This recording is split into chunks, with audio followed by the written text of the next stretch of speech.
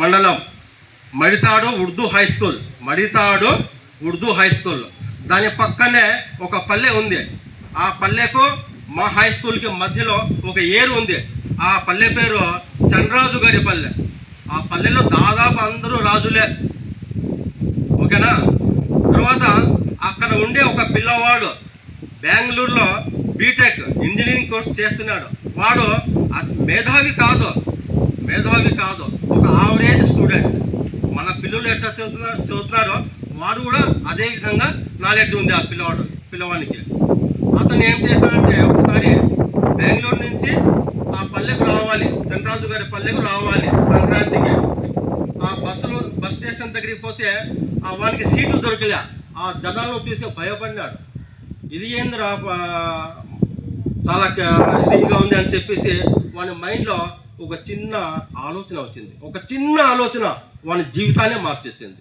అది ఏం ఆలోచన అంటే, పల్లెకి వచ్చినాడు, సంక్రాంతి పండుగ చూసుకున్నాడు, తర్వాత కారు బాడుతో మాట్లాడుకొని బెంగళూరుకి వెళ్ళిపోయినాక వాళ్ళ ఫ్రెండ్స్తో చర్చించాడు.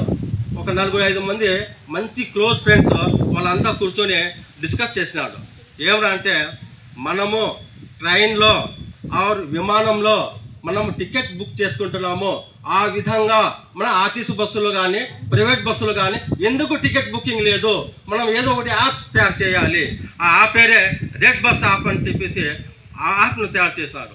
ఒక 5 మంది కలిసి, ఫ్రెండ్స్ 5 మంది కలిసి ఏం తయారు చేశారు?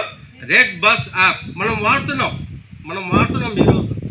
ఆ పిల్లవాళ్ళు తర్వాత 700 కోట్లకు అమ్మినారు ఆ యాప్ను వేరే వాళ్ళకు. ఎన్ని కోట్లకు? 700 కోట్లు. మనం ఎప్పుడు సంపాదించాలి? కేవలం ఒక విద్య ద్వారానే మనము ఇంత డబ్బును మనం సంపాదించగలుగుతాం. విద్య డబ్బు కోసం కాదు, మన డెవలప్మెంట్ కొరకు, మన పిల్లల కొరకు. సరేనా? అర్థమైందా నేను చెప్పింది? మనం అందరూ చదువుకోవాలి, మన పిల్లలకు మంచి భవిష్యత్తు ఇవ్వాలి.